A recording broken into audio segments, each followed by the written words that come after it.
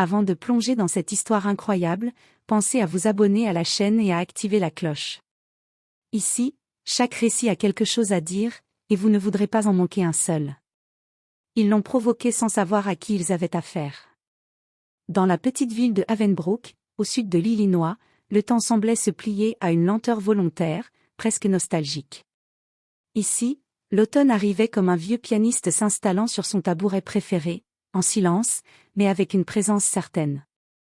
Les feuilles mortes tapissaient les trottoirs en arabesques dorées, et l'air frais du matin sentait encore un peu le feu de bois et les souvenirs d'un monde moins bruyant. Les maisons, bien que vieillissantes, portaient encore les couleurs fanées de leur splendeur passée, bleu ciel écaillé, rouge brique fatigué, blanc cassé par les années. Les jardins étaient modestes mais propres, entretenus par habitude plus que par fierté. Et sur les porches, les anciens s'installaient chaque soir comme on prend un poste de guet, surveillant le monde avec des yeux usés, mais encore lucides. Ils parlaient de la guerre, celle du Vietnam, celle du Golfe, et même des luttes intérieures qu'aucun livre d'histoire n'avait jamais racontées. Ils connaissaient leurs voisins par leur prénom, le facteur par son rire, et le boulanger par son enfance. C'était un quartier à taille humaine. Un endroit où l'on pouvait laisser son vélo dans l'allée sans le retrouver volé. Où les enfants disaient bonjour, même sans y penser, parce qu'on leur avait appris que c'était ce qu'on faisait ici. Mais ça, c'était avant. Depuis quelques années, une ombre lente mais persistante s'était glissée sur Havenbrook. Pas un choc brutal, non. Plutôt une fatigue morale, un relâchement imperceptible qui s'était installé comme de la rouille sur une clôture. Les portes se fermaient plus tôt. Les stores restaient baissés même en plein après-midi. Les regards devenaient fuyants, et les salutations, rares ou superficielles. Certains jeunes, nés dans ce quartier, s'étaient perdus entre la colère sourde d'un avenir flou et l'envie urgente d'exister. Beaucoup n'avaient pas de repères. Leurs pères absents. Leurs mères épuisées. Ils se formaient en petits groupes, presque des meutes, traînant devant les épiceries, sur les parkings ou aux arrêts de bus désertés. Ils se cherchaient une posture, une voix, un poids dans ce monde qui ne les écoutait plus. Et quand on ne vous donne pas de rôle, on en invente un. Ils prenaient donc la rue comme une scène. Le bitume était leur théâtre, et leur ignorance devenait un micro hurlant des paroles creuses, mais bruyantes. Certains jouaient au dur. D'autres à l'homme d'affaires de banlieue, entourés de bling-bling bon marché. Quelques-uns n'étaient que des enfants dans des corps trop grands, vêtus de colère comme d'une armure. Ils n'étaient pas tous mauvais, non. Mais la violence rampante, le mépris, la provocation gratuite devenaient des réflexes, comme une seconde peau. Ils défiaient les passants, testaient les limites, reniflaient la peur comme des chiens affamés. Pas pour nuire. Pour se prouver qu'ils existaient encore, quelque part. Et ce samedi-là, dans le léger vent tiède de fin d'après-midi, sous le ciel pâle qui annonçait déjà l'hiver, 3 de ces jeunes allaient croiser une femme qu'ils ne connaissaient pas. Une femme dont le calme n'était pas une faiblesse, mais le fruit de décennies de combat. Ils allaient croiser Vivian R. Carter. Ils allaient apprendre ce que veut dire la véritable autorité. Pas celle qui crie. Pas celle qui frappe. Mais celle qui impose le silence par la seule force de la dignité. Et rien, après ce jour-là, ne serait plus jamais pareil pour eux, ni pour Havenbrook. Assise seule sur un banc public en bois usé, à l'ombre d'un vieux platane aux branches tordues, Vivian R. Carter, 63 ans, savourait un simple café noir, sans sucre. Le gobelet en carton tenait chaud entre ses doigts, mais ce n'était pas pour la chaleur qu'elle le buvait. C'était un rituel, une mémoire. Chaque gorgée lui rappelait les matins d'opération, les bivouacs froids, les briefings à l'aube. Le goût amer était celui de la discipline. Celui de la lucidité. Elle portait une chemise kaki, soigneusement repassée, boutonnée jusqu'en haut. Son pantalon droit, impeccable, tombait sur des bottes militaires noires qu'elle cirait encore chaque dimanche comme si un colonel allait passer pour l'inspecter. Un vieux blouson d'aviateur, râpé aux épaules, couvrait le tout. Il portait encore l'odeur discrète du cuir et du sable, celui des bases en Jordanie ou du désert afghan. Vivian était droite.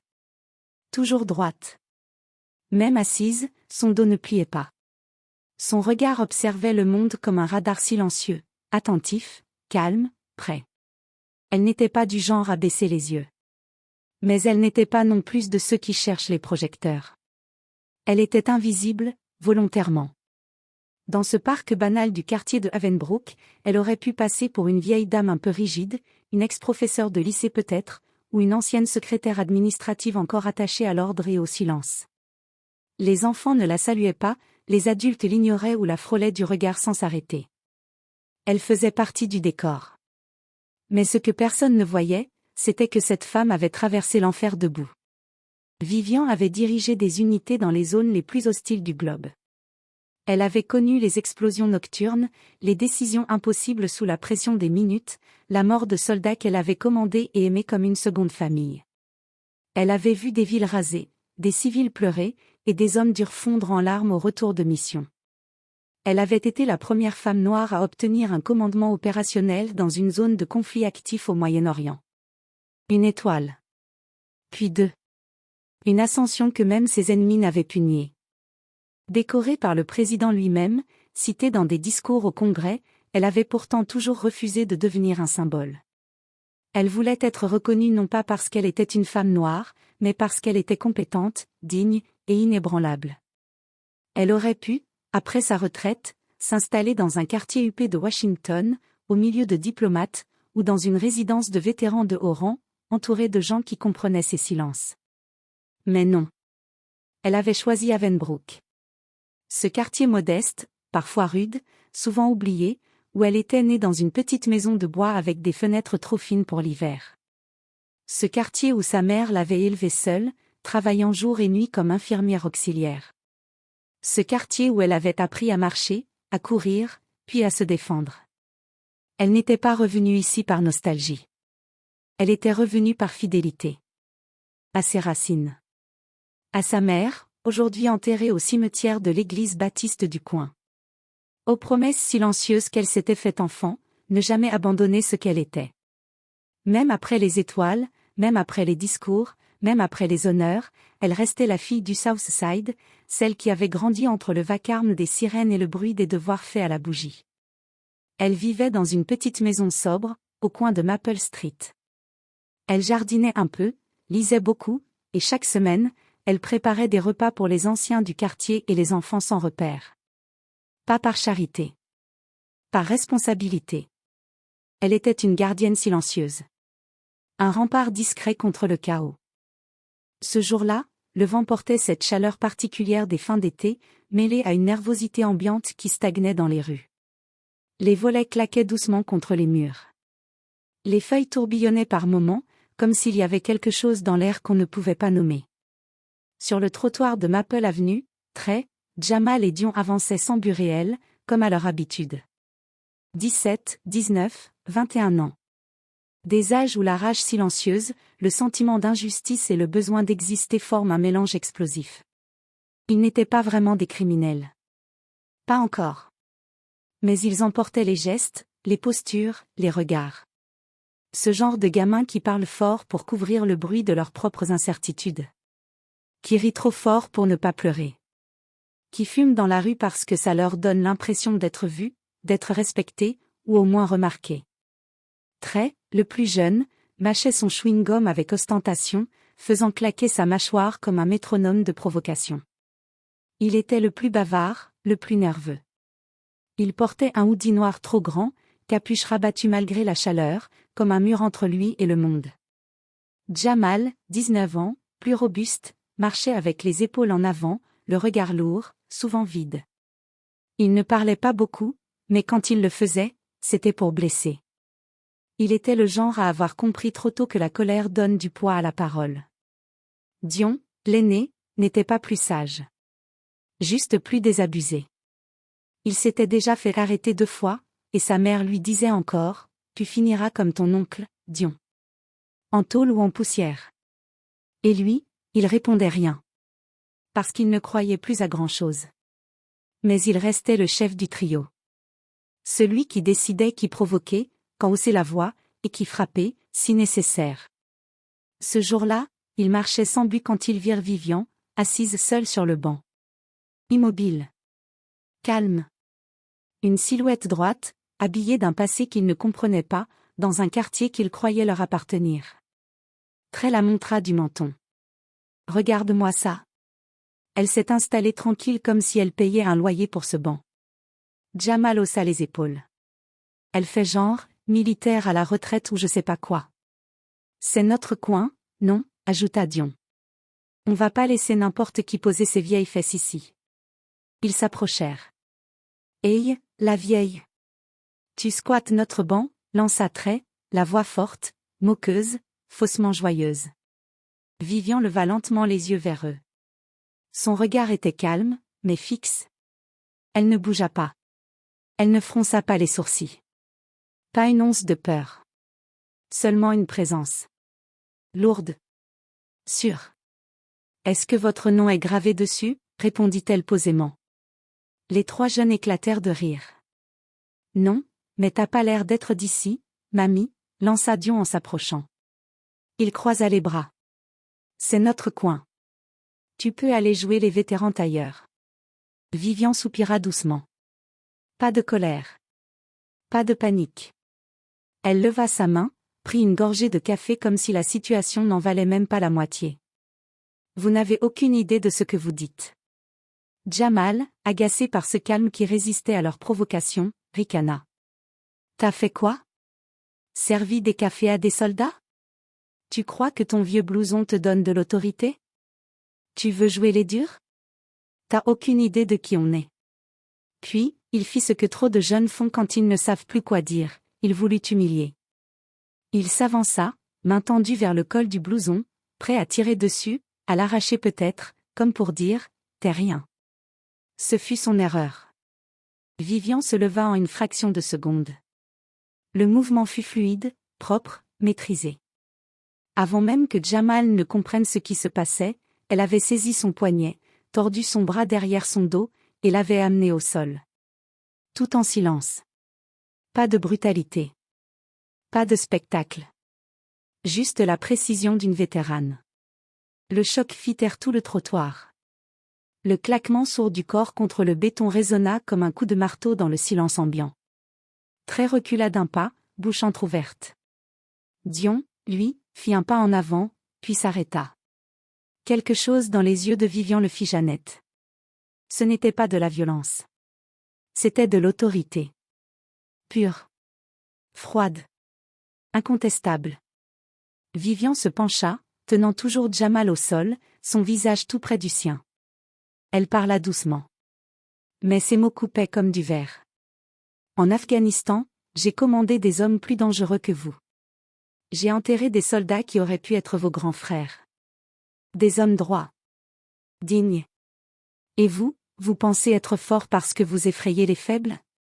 Non. Vous êtes faibles. Des enfants qui s'ignorent.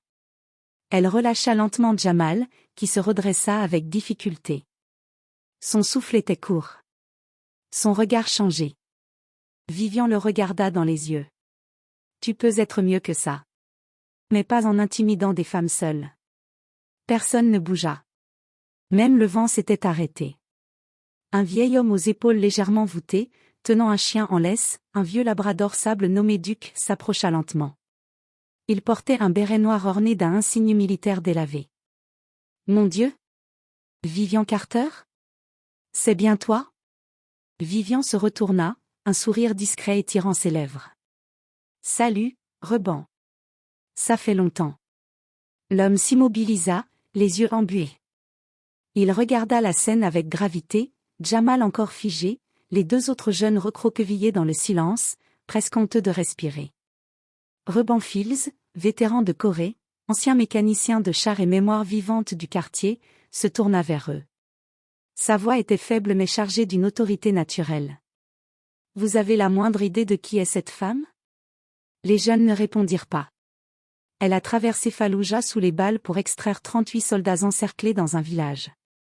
Elle a reçu la Distinguished Service Medal des mains du président lui-même. Elle a commandé une unité mixte dans des territoires où aucun homme n'aurait osé avancer. Elle a été la première femme noire à atteindre le grade de général de brigade dans son bataillon. Il s'interrompit, inspirant profondément, les larmes dans la gorge. Pendant que vous traînez ici à parler fort et jouer au dur, cette femme-là a changé l'histoire. Elle a protégé des vies. Elle a affronté la mort pour des gens qu'elle connaissait à peine. Les jeunes baissèrent la tête. Leur arrogance fondait à vue d'œil, comme neige au soleil. Une voisine sortit son téléphone. D'autres avaient déjà commencé à filmer. Des mères, des retraités, des adolescents. Personne ne voulait rater cette scène. Vivian Carter n'était plus une simple dame assise sur un banc, elle devenait, en quelques minutes, un symbole. Une leçon incarnée. Et la vidéo allait faire bien plus que capturer l'instant. Elle allait le transmettre au monde entier. Le lendemain matin. Le titre explosa sur les réseaux sociaux. 3 voyous s'en prennent à une vieille femme, avant de découvrir qu'elle est générale de l'armée. La séquence, diffusée d'abord sur TikTok, fut reprise par Facebook, Twitter, Instagram, puis les médias locaux. En quelques heures, la chaîne Fox 10 Arizona consacra un segment entier à « Général V ». CNN s'en empara, puis MSNBC. L'ancienne secrétaire à la Défense partagea même la vidéo, accompagnée d'un commentaire. Vivian Carter est une légende vivante. Honneur, courage et dignité incarnés. Les anciens camarades de Vivian commencèrent à commenter la vidéo. Un certain lieutenant Eric Delgado écrivit. Elle m'a traîné hors d'un champ miné avec une balle dans l'épaule. Je lui dois la vie. Général V ne parle pas beaucoup, mais chaque mot pèse plus que son discours. Une avalanche d'hommages suivit. Des vétérans prirent des photos d'eux saluant l'écran où apparaissait Vivian. Une école militaire proposa même de nommer une promotion en son honneur. Mais ce qui marqua le plus, ce fut le retour des 3 jeunes. 3 jours après la vidéo, une équipe locale de télévision reçut un appel. On aimerait s'excuser. Pas en privé. En public. Jamal et Dion revinrent au parc, filmés par les caméras. Pas pour une scène orchestrée, mais par volonté sincère. Jamal portait une chemise blanche bien repassée, les mains jointes. Lui, s'était coupé les dreadlocks. Dion, silencieux, tenait une lettre froissée qu'il avait écrite la veille. Le plus jeune prit la parole. On a été ignorant. On croyait être fort parce qu'on faisait du bruit. Mais on était juste perdu. Jamal ajouta, la voix serrée. Elle aurait pu nous humilier. Elle aurait pu nous briser. Mais elle nous a redressés, en nous montrant ce que c'est, la vraie force. Dion lut alors sa lettre, maladroite mais touchante, parlant d'un père absent, d'une mère dépassée, et d'une colère qu'il ne savait pas diriger. Il conclut. Madame Carter, vous nous avez vus. Et pour la première fois, on s'est vus aussi. Vivian n'avait rien dit pendant leurs excuses. Elle les regardait avec calme. À la fin, elle s'avança, une main tendue vers chacun. Un par un, elle les serra. Ferme. Sans laine. Sans discours. Puis elle dit simplement. Il n'est jamais trop tard pour devenir des hommes. Quelques mois plus tard, alors que les feuilles d'automne commençaient à tapisser les trottoirs du vieux quartier où Vivian Carter vivait toujours, une enveloppe au bord usé glissa dans sa boîte aux lettres. Aucun timbre sophistiqué, aucune adresse officielle. Juste un nom manuscrit, Dion Matthews. L'écriture hésitante d'un jeune homme qui, quelques mois plus tôt, l'avait regardé de haut, ignorant tout de son histoire. Vivian, ce matin-là, était assise à sa table, une tasse de café noir entre les mains, regardant le ciel gris à travers la fenêtre embuée. Elle ouvrit la lettre d'un geste lent mais précis, comme on ouvre une page de mémoire. Astérisque, Madame Carter. J'espère que vous allez bien. Je vous écris depuis Fort Jackson. Oui, j'y suis. J'ai rejoint l'armée. Pas pour devenir un héros, pas pour l'uniforme. Mais parce que je voulais comprendre. Comprendre ce que vous portiez dans le regard ce jour-là sur le banc. Cette paix que vous aviez, malgré notre ignorance. Cette force, sans violence. Cette droiture, sans arrogance. Je croyais être un dur. J'étais juste perdu. On m'a rasé la tête, on m'a fait courir jusqu'à vomir, on m'a appris à écouter. Mais rien ne m'a marqué autant que votre silence ce jour-là. Merci de ne pas m'avoir brisé. Merci de m'avoir redressé. Dion, astérisque. Vivian posa lentement la lettre, le regard fixé au loin. Son visage, souvent impassible, se plissa d'une émotion discrète. Un souffle profond sortit de sa poitrine. Elle se leva, marcha vers une vieille armoire en bois foncé qu'elle n'ouvrait que rarement. Elle en sortit un petit coffret de noyer, patiné par les années. À l'intérieur, sa Distinguished Service Medal, sa Bronze Star, une photo décolorée de son unité à Ramadi, et maintenant, la lettre de Dion. Elle la replia soigneusement, comme on range un témoignage sacré, et la plaça à côté de ses médailles, non pas comme un trophée, mais comme une preuve. Une preuve que la guerre n'est pas toujours celle qu'on mène les armes à la main. Parfois, elle se joue sur un banc public. Avec des mots simples. Avec un regard droit. Avec une présence silencieuse et inébranlable. Vivian savait que ce combat-là était tout aussi dur. Il n'y avait ni explosion, ni insigne. Juste l'humanité mise à l'épreuve. Et ce jour-là, sans tirer une balle, elle avait gagné une autre bataille. Peut-être la plus importante.